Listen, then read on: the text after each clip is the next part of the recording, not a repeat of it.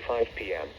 Yep. At 4:55 p.m. Mountain Daylight Time, severe thunderstorms were located along a line extending from 10 miles south of Thurman to 3 miles northwest of Kutch, or along a line extending from 14 miles northwest of Flagler to 24 miles southwest of Lehman, moving southeast at 40 miles an hour. Hazard, 60 miles an hour wind gusts. Source, radar indicated.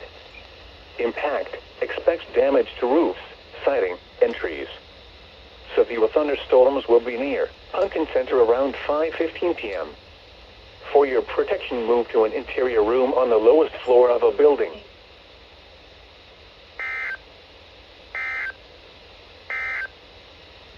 This is NOAA All Hazards Radio.